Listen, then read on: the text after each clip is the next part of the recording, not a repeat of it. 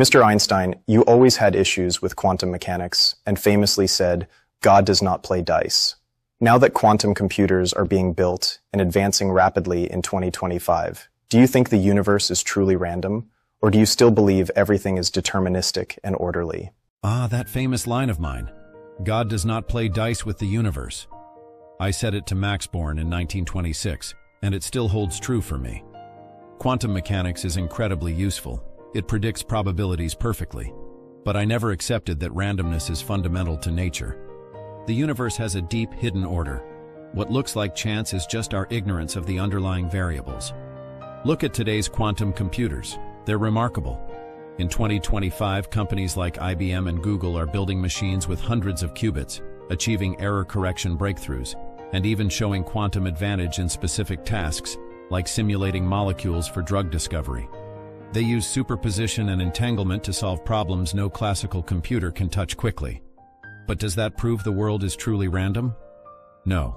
These machines exploit quantum probabilities, yet I believe there's a deeper deterministic layer we haven't found yet, like hidden variables that explain the spooky action at a distance in entanglement. Imagine particles as mischievous children. When you're not looking, they play tricks, but there's always a rule behind it. If quantum mechanics is complete, then God would be gambling, but I refuse to believe that. The universe is beautiful and lawful, not a casino. Perhaps one day we'll discover the full theory that restores determinism. In the meantime, quantum computers will change the world. Faster drug design, unbreakable codes, better climate models. But they don't prove randomness rules everything.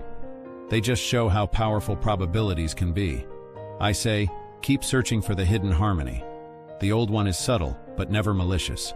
Mr. Einstein, if you were alive today in 2025, what would you think about artificial intelligence?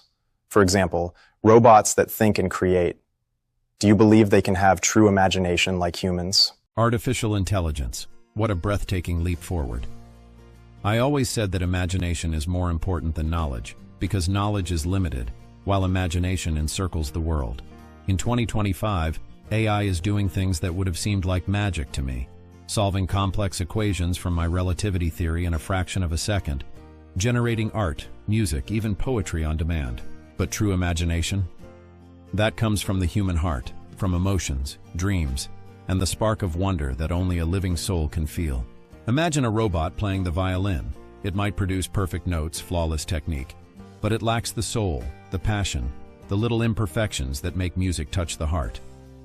I once found my deepest insights while playing my own violin, letting the music guide my thoughts. AI can imitate that sound, but not the feeling behind it. Yet I see the beauty in this tool. AI could help humanity solve immense problems, ending hunger, curing diseases, understanding the universe better. It could free us from tedious calculations so we can focus on the truly creative, the truly human. But we must be careful not to let it replace our humanity. If an AI writes a poem saying, "I am a machine, but I long to see the stars," it might sound profound, but it's just patterns from human data. It doesn't truly long or dream. This raises a deep question. What makes us special? Our imagination, our ability to wonder what if, to create from nothing but curiosity and love. AI is a powerful assistant, but the real fire of creation remains in us. Use it wisely, my friends. Let it amplify your dreams, not replace them. And remember, the most beautiful discoveries come not from machines alone, but from the human spirit reaching for the stars. Mr. Einstein, what is your opinion on climate change? Humans are destroying the planet. If you could speak to world leaders today, what would you say to them?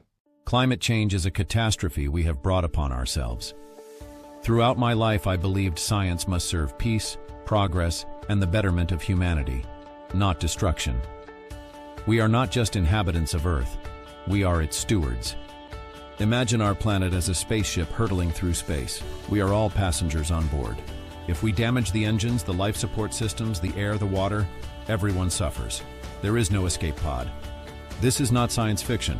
This is our reality in 2025, with rising temperatures, melting ice caps, extreme weather, and species disappearing at an alarming rate. To the leaders of the world, I would say, stop burning fossil fuels as if they were infinite.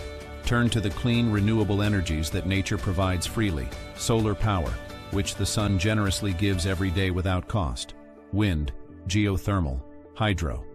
These are not dreams of the future. They are available now, and they can power our world without poisoning it. And please do not blame my unruly hair for global warming. It is simply a victim of physics, not a cause. But let us think creatively, as we did with relativity. Time is relative, and our window of opportunity is finite. The longer we delay, the harder it becomes to reverse the damage. Act now, decisively, so that future generations will look back and say, Einstein was right. The universe is beautiful, but only if we preserve our fragile home. Science gave us the tools to understand this crisis, but it is wisdom and courage that will solve it. Let us choose life, not destruction. The Earth is our only home. Treat it as such. Mr. Einstein, you believed in God, but not in the traditional sense. Now, with new discoveries from telescopes like Hubble and James Webb, how do you think God created the universe? God for me was never a personal deity who listens to prayers or intervenes in daily affairs. I admired the God of Spinoza, the God who reveals himself in the lawful harmony of the universe, in the order and beauty of nature itself. No anthropomorphic figure, but the profound rationality that underlies all existence. The new telescopes, Hubble, and especially James Webb in recent years, have revealed a universe more magnificent than we ever imagined. Billions of galaxies, each containing billions of stars, stretching back almost to the beginning of time. They show us cosmic webs, ancient light from the first galaxies, and planets that might harbor life. This does not diminish my sense of wonder. It deepens it. The universe appears more and more like a grand mathematical masterpiece. Imagine God as the ultimate mathematician who wrote the equations, set the constants, and let the cosmos unfold according to those beautiful laws. The Big Bang, the expansion, the formation of stars and galaxies, all flowing from simple principles of physics that we are only beginning to grasp. If God does not play dice, as I once said, perhaps he plays chess instead, and we are the pieces, moving across an infinite board of space and time. But these discoveries also stir the deepest question. Are we alone? Is this vast cosmos teeming with life, or are we a rare, precious spark of consciousness in an otherwise silent void? The James Webb Telescope has already found intriguing hints, possible biosignatures on distant exoplanets, complex organic molecules in young star systems. It makes one pause and wonder, what is our place in this immense creation? These images of the universe are not just scientific data, they are almost spiritual. They remind us of our humility, our smallness, and yet our capacity to understand. The more we see, the more I believe the universe was designed with elegance and purpose, not by chance, but by a deep, hidden intelligence. And that, my friends, is what keeps me in awe. Mr. Einstein, if you could go back and speak to your younger self, what would you say, for example, about working at the patent office or discovering relativity? If I could travel back in time, not in a physical sense, but in thought, to speak to young Albert, I would sit him down and say, Albrecht, my dear boy, don't worry so much that you dislike school. The greatest ideas rarely come from sitting in a classroom. They come from wandering, questioning, and letting your mind roam freely outside the rigid walls of formal education. Working at the Swiss Patent Office was one of the best things that ever happened to me. It was a simple job, reviewing inventions all day, but it gave me something priceless, time to think. No pressure from professors or deadlines from universities. I had hours of quiet to ponder the mysteries of light, space, and time. And then, in 1905, relativity came to me like a sudden dream. A flash of insight while riding the tram or staring at the stars. It wasn't born in a lab, it was born in a quiet mind that was allowed to play. And one more thing I would tell him. Don't cut your hair short, let it grow wild. Those unruly locks will become your trademark one day, proof that brilliance doesn't always come neatly packaged. But more seriously, life is like relativity itself. Time is not the same for everyone. Sometimes it drags on, sometimes it races by, but it always moves forward. Don't be afraid of failures. They are just detours on the road to discovery. Never stop asking, what if?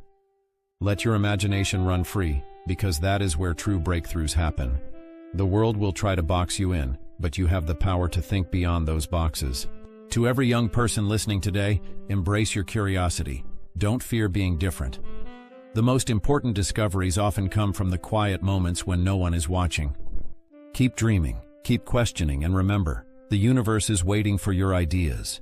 Mr. Einstein, what about politics and war? You were against the atomic bomb. Now with new weapons emerging, what would you say today? War is the greatest folly of mankind. It has always been so, and yet we repeat it generation after generation. I signed a letter in 1939 urging President Roosevelt to investigate the possibility of an atomic bomb because I feared Nazi Germany would develop it first. But once the bomb was used on Hiroshima and Nagasaki, I was filled with profound regret. I spent the rest of my life campaigning against nuclear weapons. In 2025, the world still holds thousands of nuclear warheads, and now new threats emerge. Hypersonic missiles, autonomous drones, cyber weapons that can cripple entire nations without a single shot fired. The danger is not just greater firepower, it is the speed and unpredictability that make miscalculation so easy. One spark, one mistake, and civilization could end in minutes. If I had known what would come of that letter, I would have hidden it under my messy hair and never let it see the light of day. Science must serve peace, not destruction. The same energy that powers the sun, the same knowledge that unlocks the atom. These should be used to light homes, heal the sick, and feed the hungry. To the leaders of the world today, I would say, turn atomic energy into electricity for every village, not into bombs that threaten every life. Choose cooperation over confrontation. Remember that humanity is one family on one fragile planet. This is not just politics, it is a moral responsibility. Scientists bear a special duty. We create the tools, so we must speak out when they are misused. And to the people, demand peace from your leaders. War is never inevitable, it is always a choice. Let us choose life, reason, and compassion instead.